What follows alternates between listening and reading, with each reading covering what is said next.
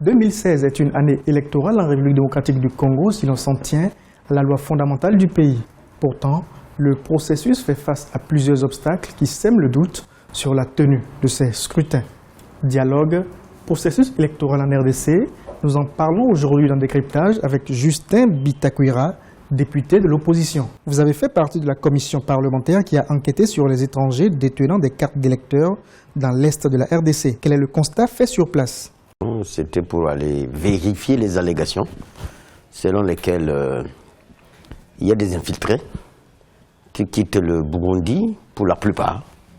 Ils entrent au Rwanda dans certains camps d'entraînement et pour les faire entrer en RDC, on leur livre des cartes d'électeurs avec des kits électoraux de la République démocratique du Congo qui se trouveraient soit au Burundi, soit au Rwanda, des véritables usines pour fabriquer ces cartes d'électeurs congolaises. Et c'est un échantillon qu'on a pu nous montrer.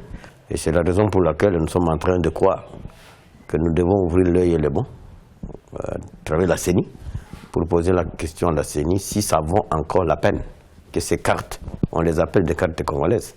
Est-ce que ces cartes sont encore valables pour organiser les élections?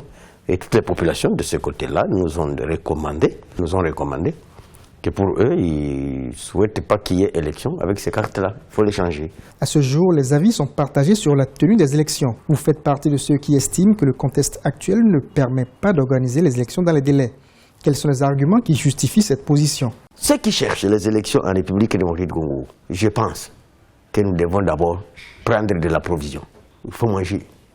Et ces élections-là, telles que le décor est planté, même s'il y a élection aujourd'hui, avec Kabila ou non comme candidat, le décor qui est planté, aucun opposant ne peut devenir président de la République. Maintenant, ceux qui sont en train de crier alternance 2016, même n'importe qui, même Martin, si la majorité le présentait comme leur candidat, il va passer. Qu'est-ce qui va l'empêcher de passer? Edem Kodjo, le facilitateur nommé par la présidente de la Commission de l'Union africaine, n'a toujours pas rencontré votre plateforme. Quelle est votre réaction face aux propos de ceux qui estiment que l'émissaire de l'UA vous aurait ignoré? Il faut d'abord dire que, personnellement, j'ai félicité l'Union africaine pour une fois. Parce que cette Union africaine s'est toujours comportée comme laxiste. Mais aujourd'hui, ils ont désigné un facilitateur au nom de l'Union africaine. Ça a été un accélérateur par rapport au comportement des Nations Unies sur la question. Parce que nous rappelons qu'effectivement, l'UDPS, principalement, avait souhaité qu'il y ait un facilitateur international. Et les yeux étaient braqués sur les Nations Unies, à travers Ban Ki-moon. Mais finalement, Ban Ki-moon n'a pas désigné ce facilitateur. Comme l'Union africaine a précédé, je crois que ça c'est un accélérateur. Nous avons été flattés, nous avons appuyé cette idée. Non plus, je n'ai pas rencontré M. Edem Kodjo. D'abord, non seulement j'étais en mission, je suis arrivé un jour avant qu'il ne quitte la RDC. Mais Edem Kodjo doit savoir qu'il y a un groupe de 5, dont moi-même, Stimbika, Rouberois, l'ancien vice-président, Zaïd Ngoma et Mouchi Bonane. S'ils ne nous rencontrent pas, il n'y aura pas de dialogue. Parce que plus ou moins, nous avons mis de l'eau, suffisamment d'eau, dans le moulin du dialogue. Justin Bitakwira est-il toujours de l'opposition? Non, je pense que c'est se tromper. Et moi, comme acteur politique, je suis une singularité. Ça, il faut que vous reteniez. Parce que de 2006 à 2009, j'étais à la majorité présidentielle. Et de 2011 à 2014, j'étais dans l'opposition radicale. Et j'étais le président du groupe parlementaire, UNC allié. Je connais la force et la faiblesse de la majorité, tout comme je connais la force et la faiblesse de l'opposition. Et comme j'ai été au cœur de l'opposition, donc je la connais mieux que quiconque. Savez-vous que cette opposition n'a jamais eu de porte-parole? Vous savez pourquoi?